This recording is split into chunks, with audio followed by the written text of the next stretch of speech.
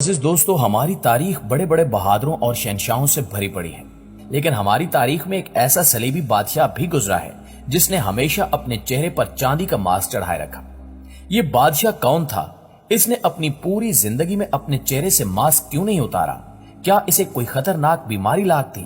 اگر آپ ان سب سوالوں کے جوابات جاننا چاہتے ہیں تو آج کی اس قیمتی ویڈیو کو شروع سے لے کر آخر تک ضرور دیکھیے گا تاکہ آپ بھی تاریخ کے اس اہم بادشاہ کے بارے میں جان سکیں۔ ناظرین گرامی، قرون وسطی 11ویں اور 12ویں صدی عیسوی کا دور صلیبی جنگوں کا دور کہلاتا ہے۔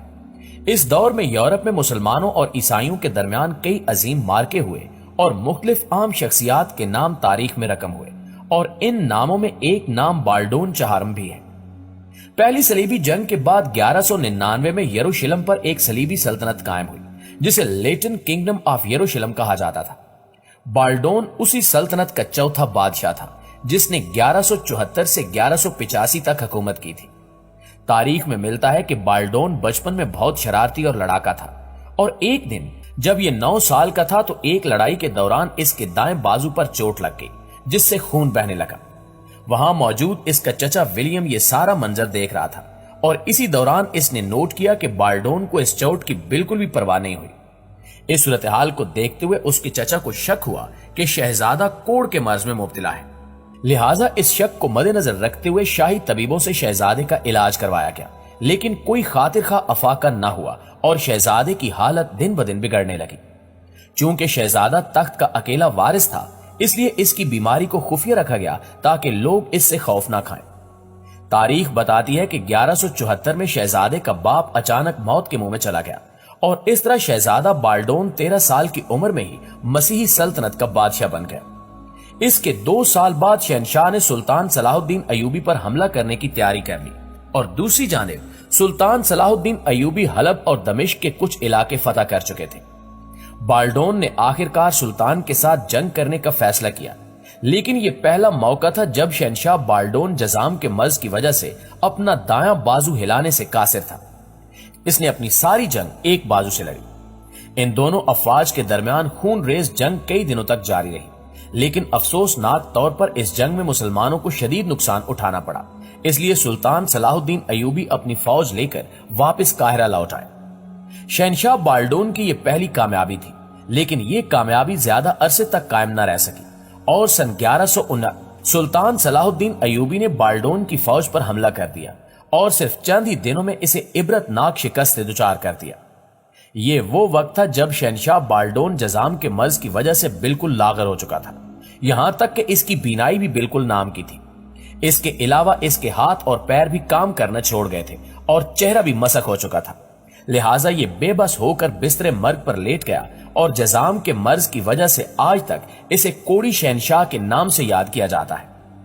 واضح ہے کہ جزام، جس کو عام زبان میں کوڑ بھی کہا جاتا ہے، ایک متعدی یا چھوت یا ایک سے دوسرے کو لگنے والا مرض ہے جو ایک جراثیم جس کو مائکرو بیکٹیریم جزام کہتے ہیں کی وجہ سے پیدا ہوتا ہے۔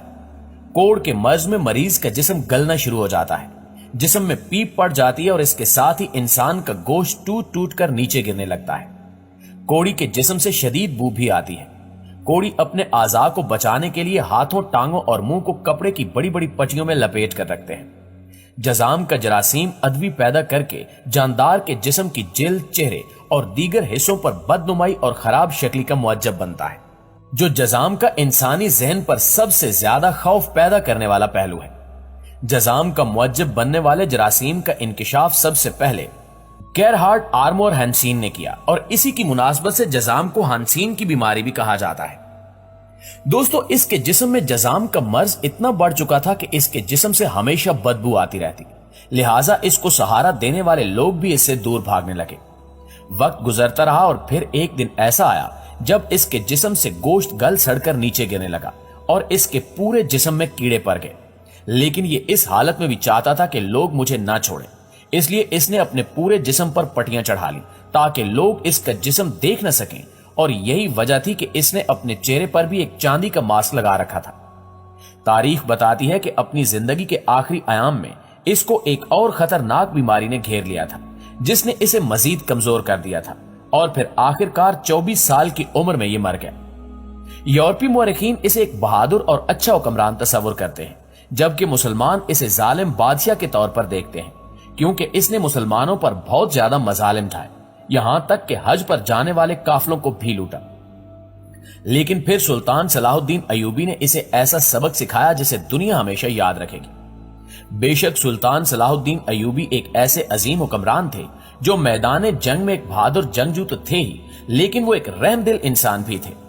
जब भी कोई यतीम इनके दरवाजे पर आया, इन्होंने बहुत शफकत से उसके सर पर हाथ रखा और उनको उनके वालिद के माल से हिस्सा भी दिया। सलाहुद्दीन अय्यूबी नमाज पंजगाना के पाबंद और नफली इबादत गुजार थे, इसलिए इन्होंने कभी कोई नमाज ना छोड़ी और ना ही कज़ा की।